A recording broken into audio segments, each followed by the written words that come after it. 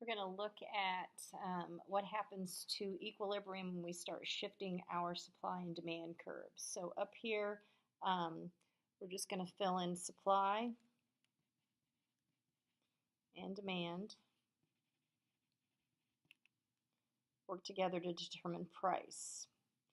What exists when quantity supplied is greater than quantity demanded? So when they are willing to make more than what we want, that's called a surplus. What exists when demand is greater than quantity supplied? That is a shortage. We want more than what they are willing to produce. And so what exists when quantity demanded equals the quantity supplied? That is equilibrium. And at that point, our quantity supplied is equal to the quantity demanded. We don't have any surpluses, we don't have any shortages, and the market is cleared at that particular price. So we're going to look at these graphs, and what we need to do is to see what is happening to supply. So remember, an increase in supply and demand, the curve is going to shift to the right. If it's a decrease, it's going to shift back to the left. So here's our original supply curve.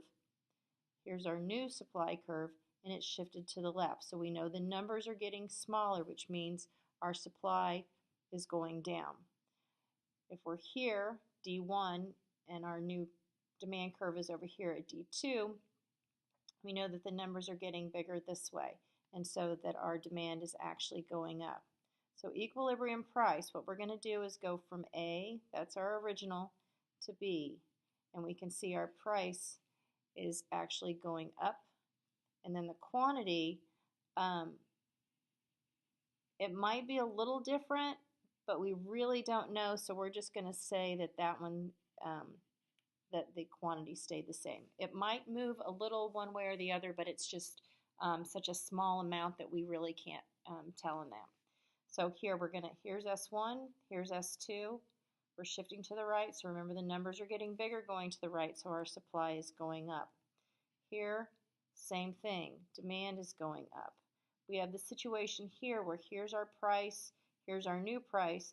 It may have changed, but it's so insignificant that it's hard to tell, so we're just going to basically say that it stayed the same.